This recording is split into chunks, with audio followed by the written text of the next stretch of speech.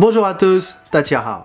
Petite leçon de français de niveau avancé dans cette vidéo puisqu'on parle du subjonctif et j'en profite aussi pour parler un peu plus vite que d'habitude. Le subjonctif est certainement le mode de la grammaire française que les étudiants aiment le moins. On va même dire carrément qu'ils le détestent. Et c'est vrai qu'il n'est pas toujours facile à utiliser et sa construction n'est pas toujours évidente. Pour faire un petit rappel, on utilise le subjonctif dans les situations suivantes. Pour exprimer un désir, je veux que tu lui dises la vérité.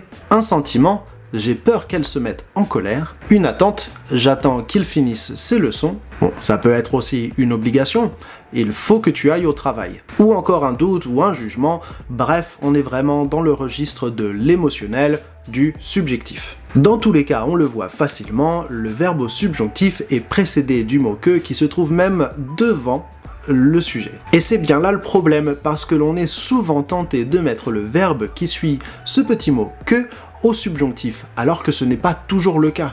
Même loin de là en fait. Très souvent d'ailleurs, il faut mettre ce verbe, ce deuxième verbe de la phrase, à l'indicatif et non pas au subjonctif. Comment choisir? Bon alors, il existe certainement plusieurs méthodes pour apprendre à choisir entre le subjonctif et l'indicatif pour ce deuxième verbe. Moi, je vais vous enseigner la méthode que je préfère. En fait, c'est assez simple. On conjugue ce deuxième verbe selon la nature du premier verbe. Si ce verbe exprime une action qui se passe au niveau de la tête, mais alors n'importe quelle partie de la tête, on va plutôt utiliser l'indicatif. Bah oui, en quelque sorte, ces actions sont plutôt objectifs et non pas subjectifs. Donc on a des constructions comme « j'observe que tu n'es pas contente ». Pour observer, on utilise les yeux, ça se trouve dans la tête, donc on met le verbe à l'indicatif. « Je te dis qu'il a mal à la tête ». Pour dire, c'est pareil, on utilise la bouche, donc à l'indicatif. « J'imagine qu'il vient de loin, je pense qu'elle a faim, je crois qu'elle dort encore ». Tout ça se passe dans le cerveau, donc encore une fois dans la tête.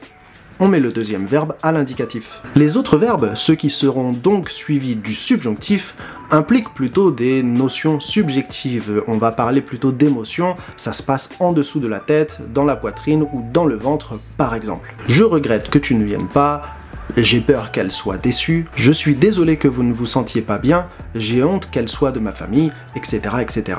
Donc verbe impliquant la tête, indicatif. Verbe impliquant le reste du corps, et donc plutôt émotionnel, subjonctif. Cette méthode n'est cela dit pas parfaite. Il y a une grosse exception déjà, c'est le verbe espérer qui est toujours suivi de l'indicatif, même s'il donne plutôt l'impression que c'est un verbe émotionnel.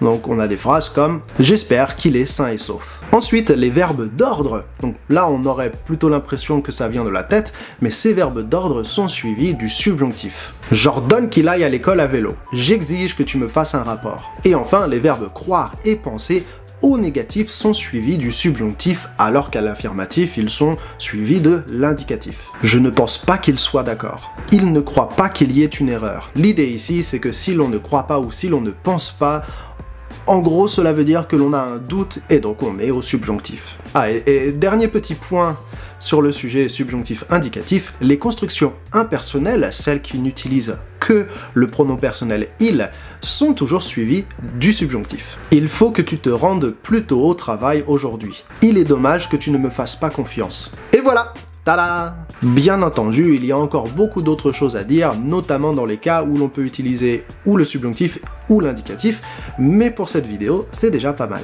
Merci à tous d'être restés jusqu'au bout, n'hésitez pas à laisser un like, un commentaire, un tas de mousse que vous voulez, et à vous abonner à notre chaîne si ce n'est pas encore fait.